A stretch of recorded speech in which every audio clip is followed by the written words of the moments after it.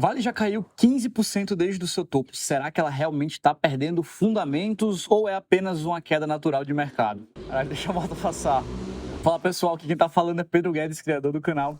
Antes de a gente começar o assunto do vídeo, quero lembrar para vocês que no final de maio vão abrir as vagas para a quinta turma do meu curso Investindo do Zero ao Topo, onde eu vou pegar na sua mão e te ensinar do zero como você organiza suas finanças e aprende de uma vez por todas a investir por conta própria, tanto no Brasil quanto no exterior. Para você conseguir ter direito a bônus especiais e, claro, um super desconto, basta tocar no primeiro link da descrição, que é o link da pré-matrícula. Então, sem mais delongas, bora pro vídeo. Como vocês podem ver, tô aqui num ambiente diferente, cara, tem um passarinho aqui do lado, vocês vão ouvir muito.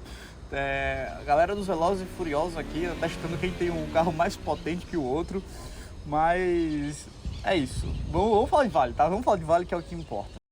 Deixa eu abrir aqui, ó. Começando, vamos falar aqui de Vale, então, ó, Vale 3. Então, a gente pode ver ali que a Vale, né, ela saiu de 86 para 62 reais. Isso aí é uma queda bem expressiva, tá? Quando a gente fala lá de 2023, de janeiro do ano passado, a gente tá falando de 28%. Mas quando a gente olha aqui para o passado recente, a gente vê que desde fevereiro, ou seja, fevereiro até abril, a gente tá falando de até máximo. A gente tá falando que em 2 meses a Vale caiu ali, ó, 16,3%, um pouquinho mais de 15%, tá? E será que ela realmente está perdendo o fundamento? Será que a Vale não virou mais uma empresa boa para se investir? Ou é apenas cotação seguindo o seu fluxo? É isso que a gente vai falar sobre isso agora. Primeira coisa para a gente analisar a Vale que a gente tem que levar em conta é o preço do minério de ferro. Afinal, a Vale produz minério de ferro e o minério de ferro, o preço dele vai impactar muito nos resultados da Vale. Então, é uma coisa que a gente precisa ficar de olho, tá? Quando a gente olha lá em 2024, o minério de ferro chegou a bater $144 em janeiro, mas se a gente parar para ver, de janeiro até basicamente o final de março, ó, até aqui, o preço do minério de ferro caiu. Se a gente colocar aqui, ó, que estava $144 o preço do minério e depois foi para 102, foi uma queda de aproximadamente 42%, tá? Então o preço do minério veio caindo bastante no primeiro trimestre e basicamente o que acontece é que a Vale veio perdendo suas receitas, mas como eu já havia dito, uma coisa que impacta muito a Vale é isso aqui, o preço do minério de ferro. E uma coisa curiosa é que agora, para o segundo TRI, que começa em abril, basicamente, a gente vê que o preço do minério de ferro saiu de $100 para atuais 109, ou seja, um aumento ali de 9% nesse começo de segundo TRI. Isso aqui é muito importante porque a gente começa a ter uma ideia sobre como é que vai ser o próximo resultado da Vale. Olha a turma do Velozes e Furiosos. Olha lá, olha lá.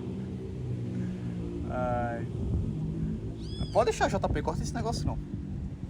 Mas enfim, bora lá. Então a gente começa a já ter uma ideia do que está acontecendo com a Vale nesse segundo TRI e o que aconteceu no primeiro, tá? Outro ponto muito importante é que aqui eu estou usando um dos preços do minério de ferro, tá? Não é esse aqui especificamente que a Vale usa, mas é algo muito próximo, então dá para a gente usar esse indicador aqui, tá? Esse minério de ferro específico como referência. Combinado? Então, vamos lá. Sem mais delongas, não analisar um pouco da Vale, uma das maiores mineradores do mundo, ou seja, maior produtora mundial de minério de ferro, pelotas e níquel, tá? Beleza? Então ali é uma empresa que ela tem 272 bi de valor de mercado, lá do Rio de Janeiro, cara. Nem sabia que a Vale era do Rio de Janeiro, tô falando para prestar atenção nisso agora. Mas enfim, vamos lá olhar um pouquinho umas cotações, ó. A gente pode ver que nos últimos 10 anos, o máximo que ela bateu ali, ó, foi 84, mais ou menos, tá? Reais, isso descontando os dividendos, obviamente. Enfim, chegou ali a estar 63 aproximadamente. Quando a gente olha o período histórico, a gente consegue ver aquele impacto que teve lá, né? Brumadinho, que, pô, detonou com a Vale, mas olha que curioso. Se você tivesse comprado o Vale lá em Brumadinho, em 2015, 2016, você teria uma valorização de 928%, ou seja, uma alta de 10 vezes, mais de 10 vezes o seu capital investido, tá? Então, muito atípico, beleza? Vamos lá, vamos olhar um pouquinho mais dos resultados de Vale. Cadê? Ok, então vamos lá para a receita. Se a gente começa a olhar para a receita da Vale lá em 2021, a gente vê que foi um resultado muito bom, de 293, e nos últimos trimestres vem caindo esse resultado. E aí você pode dizer, Pedro, será que a Vale está perdendo fundamentos porque está caindo? Não. Vale é uma empresa cíclica, ou seja, depende do preço do minério para que ela venha a ter resultados melhores ou menores. Não é só isso que impacta, mas isso aqui tem uma relação muito grande com o preço da Vale, tá? Vamos lá. Como é que a Vale ganha dinheiro? Vai vendendo minério, né, Pedro? Você já falou isso. Mas não é bem assim. Quando uma empresa vende, a gente faz a multiplicação simples de volume vezes o preço. A gente já viu que uma das variáveis muito sensíveis, muito importantes para a Vale, é o preço do minério. Então, se o preço sobe ou desce e o volume que ela vende, ou seja, o quanto ela vende de minério fica igual, a receita vai ser maior ou menor. Só que não é a única variável que a gente tem na Vale. Como eu disse, a outra é volume. Então, a gente geralmente tem um mix. E que se ela vende mais volume e o preço está maior, a receita explode. Se ela vende menos e o preço está menor, a receita cai muito. E pode ter, claro, sobe um, cai outro e vice-versa, tá? Então aqui é o ponto-chave para você entender a Vale. Quanto ela receita, que isso vem, o quanto ela vende de volume e o quanto ela tem o preço do negociado do minério. É isso que a gente vai olhar no resultado dela, tá? Mas a gente começa a ver que basicamente o resultado de 2021 veio caindo, né? De 293 bilhões em 3 anos caiu 30%, uma queda de 11% nas receitas ao ano na Vale, tá? Mas Pedro, por quê? Vamos pegar um pouquinho mais para trás para a gente olhar lá em 2021, ó. Olha para isso. Olha o que aconteceu. O preço do minério estava $218, um valor estratosfericamente alto. Por isso que a Vale estava receitando tanto. E agora está em 109, ou seja, caiu 50%. Então, note que quando o preço do minério cai, isso impacta muito nas receitas da Vale. Primeiro ponto de atenção é isso, não é que a Vale está definhando, é o preço do minério que está voltando para patamares normais. Um patamar de $200, o minério de ferro é muito alto. Até esse patamar de $109 já é um patamar alto. A Vale mais ou menos ali, quando está com $80, $70, ainda é um patamar bom para ela, tá? Vou te explicar já já o porquê, mas esse patamar aqui está alto e não está prejudicial em nenhum momento para a Vale, tá? Para sua operação. Cara, a Vale estava gerando no auge ali 157 bi de EBITDA. Olha só, 157 bi de EBITDA, a Vale está valendo hoje 272. O que a Vale gerou de EBITDA em 2021 é quase basicamente quanto ela vale de valor de mercado hoje. Então notem que basicamente era um valor muito grande que estava ali passando pela Vale, tá? Enfim, depreciação ficou em linha, tá? O EBITDA claramente vem caindo, porque se a receita cai, vai caindo o EBITDA também, a depreciação tá bem em linha. A gente tem um resultado negativo aqui, tá? De resultado financeiro, então temos que dar uma olhada nisso aqui, nesse valor negativo, no pagamento de juros, de dívida. Teve um pagamento de imposto aqui, mas normal, e o lucro menor, tá? Mais uma vez, se tá lá em cima, no começo da DRE, a Vale ela tá vendendo menos, ela tá receitando menos, é muito provável que o lucro venha menor. Mas é porque a Vale é cíclica, o preço do minério é cíclico, tem ciclos de alta e ciclos de baixa. Então vai ter momentos que a Vale ela vai estar no ciclo de alta, o preço do minério vai explodir, ela vai receitar mais, como vai estar no momento de ciclo de baixa, o preço do minério vai estar mais baixo, ela vai receitar menos. Muito disso ali é impactado pela China, tá? O quanto a China demanda no minério de ferro, porque a China é a maior compradora de minério da Vale. Tá gostando da análise até aqui, né? Deixa o seu like, se inscreve no canal, isso me ajuda muito a estar produzindo mais conteúdo como esse. No que se diz respeito ali, ó, a caixa, a Vale tem 73 bi de dívida, 20 bi, 19 bi de caixa, uma dívida líquida EBITDA super controlado, 0,69, super tranquilo, olha isso. 2021, a Vale estava gerando 136 bi de caixa operacional. É muita coisa, tá? Muita coisa mesmo. Agora está gerando 64, investindo 30. Então, FCO, o quanto está gerando de caixa operacional, 64 bi, investindo 30 bi nas suas operações e está sobrando ali 34 bi de fluxo de caixa livre. Está sobrando de dinheiro depois dela investir. E você vê que ela está pagando, ó, 30 bi em dividendos, basicamente mais do que está sobrando depois de pagar, de reinvestir na sua operação, tá? Então ainda está sobrando caixa livre depois dela pagar proventos, isso aqui é muito positivo. Aqui está um erro muito grande que muitos de vocês cometem. Vocês ficam fazendo aquelas contas mirabolantes para saber o quanto é que a Vale vai pagar de dividendos, de proventos. Meu Deus, será que a Vale vai pagar esse ano bem? Não vai, porque ela pagou menos. Cara, vocês têm que pararem com isso aqui, isso vai acabar com a vida de vocês como investidores. Dividendos é um fim. Perceba que a gente está construindo uma linha de raciocínio inteira antes de falar de dividendos. Então, olha a linha de raciocínio, foi tudo desde a receita, para chegar no lucro, para falar de FCO. A gente falou do quanto ela gerou de fluxo de caixa operacional. A gente falou do quanto ela investiu na sua operação, o quanto sobrou de dinheiro, do que sobrou de dinheiro, o quanto que ela pagou em dividendos e se o que ela pagou em dividendos foi saudável. Aí você faz o quê? Abre o sitezinho, olha o quanto é o dividend yield dela e vê se investe ou não. É muito raso fazer isso e só vai destruir sua capacidade de análise de empresas como investidor. Então tá mais que na hora de você começar a fazer uma análise profunda e entender realmente as empresas do que tá só olhando dividendos, tá? E já deu. Começa a realmente analisar uma empresa como ela tem que ser analisada, tá? Beleza, vamos lá. Vamos falar aqui um pouco da Vale, deixa eu dar uma aumentada aqui. Vou comparar trimestre a trimestre, não vou comparar com o trimestre anterior, porque geralmente o primeiro tri da Vale é mais fraco, tá? tem sazonalidade. Então vamos lá. Então se a gente parar para ver o primeiro TRI de 2023 para o primeiro TRI de 2024, teve uma variação quase que nula, tá? Foi nula na verdade, né, 0%. Custo de despesa da Vale aumentou 9%, tá? O EBITDA teve uma queda de 7%, que isso vem dos custos e despesas que tiveram um aumento, tá? Então a gente já consegue ver que a receita foi igual, mas aumentou os custos. O EBITDA foi menor, tá? O EBITDA foi menor. Nossa, mano, o maluco começou a cortar o negócio. A gente também teve uma queda no lucro líquido da Vale, mas muito do resultado da Vale é explicado pelo preço, volume, mas também tem outras coisas no meio que impactam, como custo, despesas, enfim. A gente abre mais para baixo as linhas da DRE para entender melhor. Então vamos lá, esses valores estão em dólares, tá?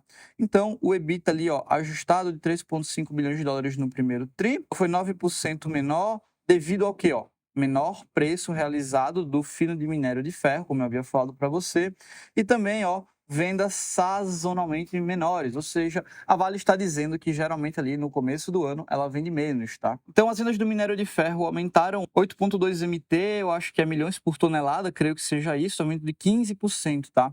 Então, Pedro, o que é que isso é importante? A gente viu que o preço caiu. Vamos ver se teve uma compensação no volume, mas para baixo a gente olha. Custo caixa C1 de finos de minério de ferro. O que seria isso? O custo da Vale para extrair o minério, fazer todo o processo, de levar até o porto e chegar lá. Então, tudo que ela tem de custo até chegar no porto que vai ser enviado para a China, tá? Então, a gente teve uma redução ligeiramente menor do custo da extração do minério, tá? Teve fluxo de caixa livre, a gente já falou. Enfim, investimentos de 1,4 bilhões de dólares. Então, aí a gente teve, o que mais? Dívida bruta, dívida líquida a gente já viu lá no Fundamentei, que a dívida está controlado. Alocação no programa de recompra, isso aqui é muito bom para o acionista, tá? Recompra de ações, isso aumenta a nossa participação. Então, quando a Vale recompra ação, o nosso percentual dentro da empresa aumenta. Seria muito similar a você receber dividendos e reinvestir na empresa, tá?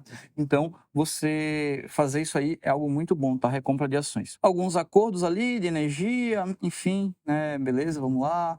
Minério, vínculo de metragem de transição, blá, blá, blá. Mineração sustentável é brincadeira. Toda vez que eu leio isso, eu falo. A Vale atingiu a meta de ter 100% do seu consumo de energia elétrica vindo de fonte renovável. Cara, nada pra gente, tá? Reparação de Brumadinho, 69% dos compromissos acordados, então tá quase acabando essa história de Brumadinho, falta 35%. E ali Mariana, falta 85%, tá quase acabando tudo, tá? Lembrando que foi um incidente muito grande essa história de Brumadinho. Lembrando que essa história de Brumadinho e Mariana foi um incidente muito grande ali pra Vale. Ela poderia ter sido até mais punida, tá? Mas dentro do que já aconteceu, ainda bem que está sendo resolvido, tá? Uns pêsames às famílias das vítimas lá da barragem de Brumadinho e vamos ficar atento para que não aconteça mais isso. Beleza, então vamos ver ali a receita, ó. Aumento de 0 a 0, como eu já havia falado, custo de produto aumentou 8%, despesa com venda 19%, mas é um valor bem significativo, tá?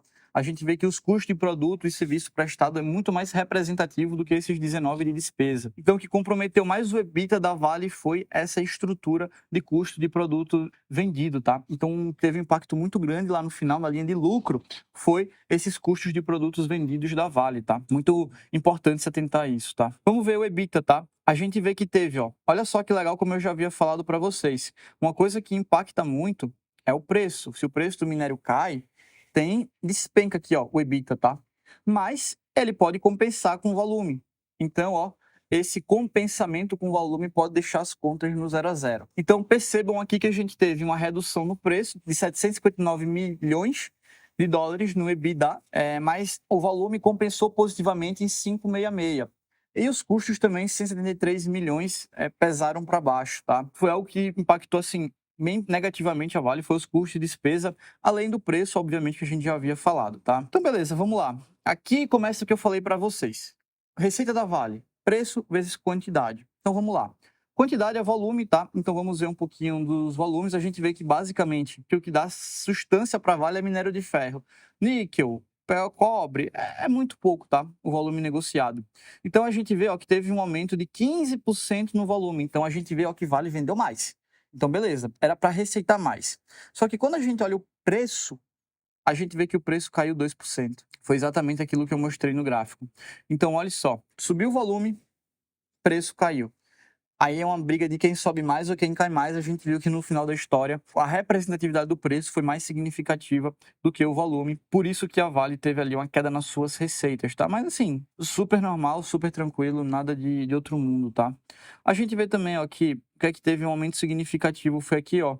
Soluções de minério de ferro, teve aumento do custo, por isso que o custo de mercadoria foi maior, tá? Esse aumento aqui de soluções de minério de ferro. Quando a gente olha SG&A, o que é SG&A? Despesas com S, sales é vendas, e G é geral, A administrativa. Resultado assim, pouco impactante, esse aumento de 6% só, não tem nenhuma linha que me chame muito a atenção. P&D, talvez pesquisa e desenvolvimento ali, mas é um valor bem incipiente. Despesa administrativa ali, 20%, mas não foi isso aqui que impactou no fim das contas a Vale, tá? Aqui tem basicamente, ó, os saldos de provisões que ela tinha para pagar Brumadinho, 6,5 bilhões de dólares, tá? Esse valor aqui não tem efeito DRE, tem feito apenas caixa, tá? Ele passa pelo caixa. Aqui ele começa a fazer as provisões, enfim, impacto no EBITDA, tá? Descaracterização da barragem, impacto ali ó, de 5 bi no EBITDA, corredoações 9 bi, totaliza ali provisões de 14 bi para Vale, com algumas despesas incorridas, totalizando ali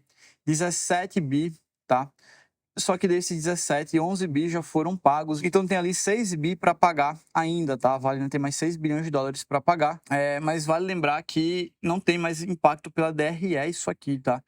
Apenas em efeito caixa. E aqui começa a falar dos desembolsos de compromisso, de caixa, enfim, que seja. Então vamos lá. Reconciliação de EBITDA e lucro líquido. A gente vê que o lucro caiu 9%. Então vamos olhar do porquê o lucro teve essa queda de 9%, tá? Quando a gente olha o EBITDA ajustado, caiu 7. Então, se o EBITDA caiu 7 e o lucro caiu 9, a gente teve no meio do caminho alguma coisa que fez o lucro cair ainda mais, tá? Então, vamos ver se a gente tem alguma olhada significativa aqui do que aumentou, ó. A gente tem que, basicamente, resultado financeiro. Teve até uma queda, tá? O resultado nem foi tão grande. Mas a gente teve aumento ali, ó, de tributo sobre lucro, aumentou. Depreciação também, que aumentou um pouco, tá? Então, tivemos aumento aqui. E também, basicamente, foram esses dois valores aqui, ó, de tributo sobre lucros e depreciação e amortização, que tiveram um impacto mais significativo ali para Vale cair esses 9%, tá? Quando a gente olha o resultado financeiro deu até uma aliviada, pagou menos juros da dívida, tá? Aí a gente vê despesa financeira, ó lá, 6% teve de aumento, tá? O quanto pagou mais de juros. E aí a gente começa a fazer as contas, enfim, ajuste para um lado, ajuste para o outro e tal. Receita financeira caiu 10%, beleza, começa a fazer ajuste para um lado, ajuste para o outro. O que eu quero mostrar aqui? É a parte mais significativa disso aqui, ó. Variação cambial e monetária, tá? Queda de 22%. O que é que acontece? A Vale negocia o minério em dólar. Então, o dólar tem impacto muito significativo aqui, nessa variação. Então, quando tem queda do dólar, aumento do dólar, isso impacta bastante a Vale. A gente está vendo aqui que teve uma queda de 22% na variação cambial. É tanto que o resultado líquido financeiro ali foi 18%.